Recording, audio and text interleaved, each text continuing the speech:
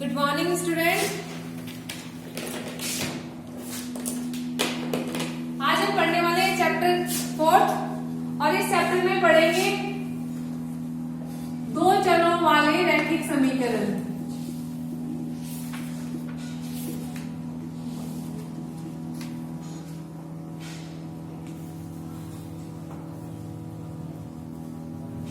यानी कि कोई समीकरण दी हुई होगी, उसमें कितने चर? दो चर। और रैखिक समीकरण का मतलब उस समीकरण की अधिकतम घात कितनी? एक घात की समीकरण होगी और चर कितने होंगे? दो। जैसे 2x + 5y = 4, 5x + 9y = 3। इस तरह की कोई समीकरणें दी हुई होंगी जिसमें चर x और y है। इसका मतलब चर कितने? दो। ठीक है। और x की घात भी कितनी है? एक। y की घात भी कितनी है? एक। इसलिए ये समीकरण कैसी? लीनियर इक्वेशन यानी कि रैखिक समीकरण। ठीक है। अब इन समीकरणों को समझने के लिए जैसे जनरल वे में ले कि दो समीकरणें आपको दी जाए,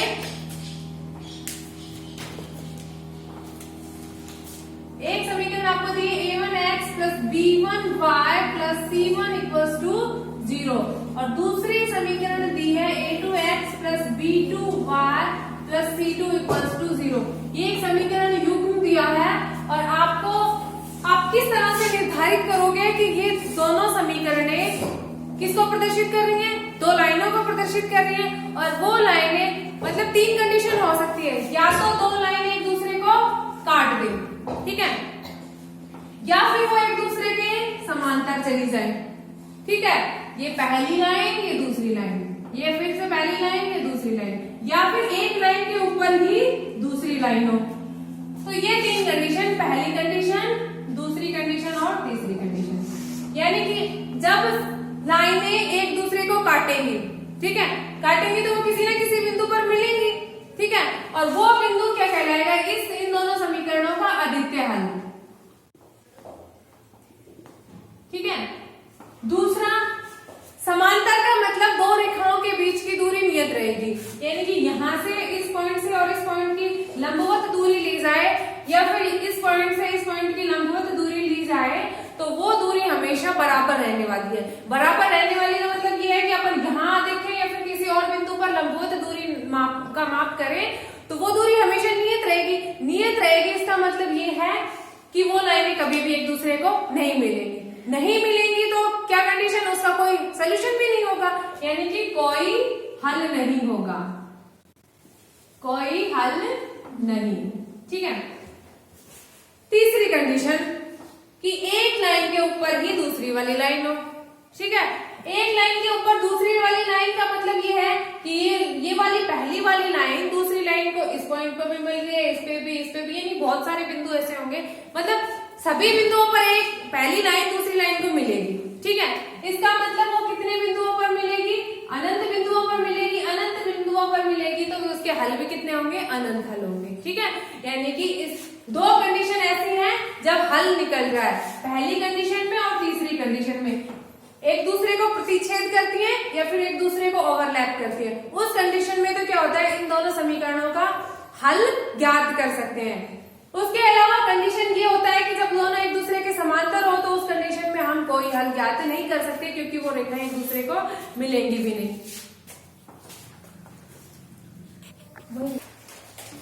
तो हम गुणांकों की सहायता से, जैसे इस वाली समीकरण के गुणांक और दूसरी वाली समीकरण के गुणांक, और इनकी सहायता से हम ज्ञात करेंगे कि दो रेखाएं एक दूसरे को कब तो प्रतिच्छेद कर सकती है, कब एक दूसरे को ओवरलैप कर सकती है और कब एक दूसरे के समांतर जा सकती है। तो पहली कंडीशन ये है कि जब a1/a2 is not equals to b1/, यानी कि पहली वाली समीकरण में x का गुणांक और दूसरी वाली समीकरण में x का गुणांक और इन दोनों का अनुपात लिया हुआ है। ठीक है। दूसरी चीज, पहली वाली समीकरण में y का गुणांक और दूसरी वाली समीकरण में y का गुणांक, इन दोनों का अनुपात ले और वो दोनों अनुपात बराबर नहीं आए तो ये कंडीशन क्या कहलाएगी कि मतलब दोनों रेखाएं हैं वो एक दूसरे को प्रतिच्छेद करती हैं। प्रतिच्छेदी रेखाएं, और प्रतिच्छेद करेंगी तो क्या कैसा हल होगा? यूनिक सॉल्यूशन यानी अद्वितीय हल होगा, अद्वितीय हल होगा, एक इसका यूनिक सॉल्यूशन आ जाएगा। दूसरी कंडीशन, जब A1 upon A2 is equals to B1 upon B2 is not equals to C1 upon C2, यानी कि पहली वाली समीकरण और दूसरी वाली समीकरण के x के गुणांक और गुणांकों का अनुपात, ठीक है, और पहली समीकरण और दूसरी समीकरण के y के गुणांकों का अनुपात तो बराबर हो, और जो अचर पद हो वो इनके बराबर नहीं हो, ठीक है, यानी कि x और y के गुणांकों का अनुपात लिया जाए दोनों समीकरणों के तो वो तो बराबर आ जाए, ये x के गुणांकों का अनुपात, ये y के गुणांकों का अनुपात, ये तो बराबर है, पर ये किसके बराबर नहीं है? अचर पदों के बराबर नहीं है। तो ऐसी कंडीशन जब आए तो उसको हम क्या नाम देंगे? समांतर रेखाएं, समांतर रेखाएं। और समांतर रेखाओं का क्या होता है? कोई भी सोल्यूशन नहीं, नो सोल्यूशन, कोई हल नहीं। तीसरी condition, A1 upon A2 is equals to B1 upon B2 is equal to C1 upon C2, यानी x के पहली समीकरण और दूसरी समीकरण के x के गुणांकों का अनुपात, y के गुणांकों का अनुपात और अचर पद क्या हो जाए? बराबर हो जाए। तो उस कंडीशन में रेखाएं कैसी होंगी? संपाती रेखाएं, यानी एक दूसरे को ओवरलैप करेंगी, और संपाती रेखाएं होंगी तो कितने सोल्यूशन?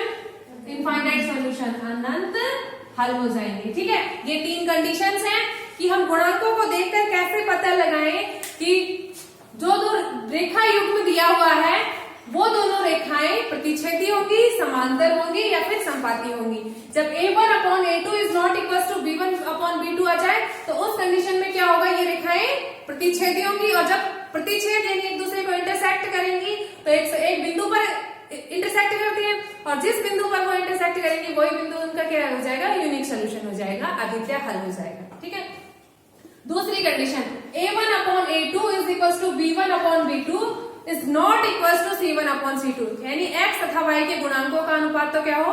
बराबर हो, जबकि जो अचर पद है वो बराबर नहीं हो, अचर पदों का अनुपात बराबर नहीं हो। इस कंडीशन में ये रेखाएं, ये दोनों रेखाएं कैसी होंगी? समांतर रेखाएं, और समांतर रेखाएं एक दूसरे को कभी भी नहीं काटती है, ठीक है।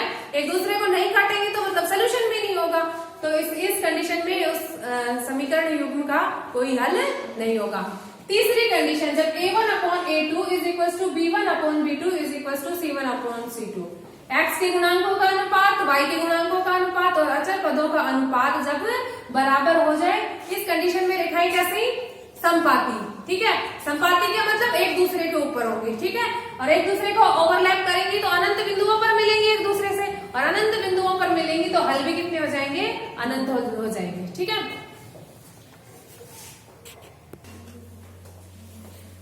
तो इन तीनों कंडीशन से हम ज्ञात करेंगे कि दो समीकरणें, यानी कि एक जो रेखा युग्म आपको दिया गया है वो संगत है या नहीं है, ठीक है। संगत का मतलब है उसका सोल्यूशन निकलेगा, वो सोल्यूशन चाहे एक हो चाहे अनंत हो, ठीक है। तो जब संगत का मतलब अद्वितीय हल हो या फिर अनंत हल हो, इन दोनों कंडीशंस में हमारे पास हल निकल के आ रहा है, ठीक है। दूसरी कंडीशन ये थी, इस टाइम हमारे पास कोई भी हल नहीं निकल के आ रहा था। तो जब ऐसी कंडीशन आ जाए ना कि A1 upon A2 is equal to B1 upon B2 is not equal to C1 upon C2, ठीक है, तो उस कंडीशन में हम कहेंगे कि वो जो रेखा युग्म है वो संगत नहीं है, क्योंकि उस कंडीशन में हमारे पास x और y के मान नहीं निकल के आ रहे। वो जो रेखाएं वो एक दूसरे को काटेंगी नहीं, और नहीं काटेंगी तो हल भी नहीं निकलेगा, ठीक है। और जब ऐसी कंडीशन आ जाए कि A1 upon A2 is not equal to B1 upon B2, या फिर A1 upon A2 equal to B1 upon B2 is equal to C1 upon C2, तो इस कंडीशन में भी हल प्राप्त होगा और पहली वाली कंडीशन में भी हल प्राप्त होगा। सिर्फ दूसरी कंडीशन ऐसी आएगी जिसके अंदर हल प्राप्त नहीं होगा। कुछ क्वेश्चंस करते हैं।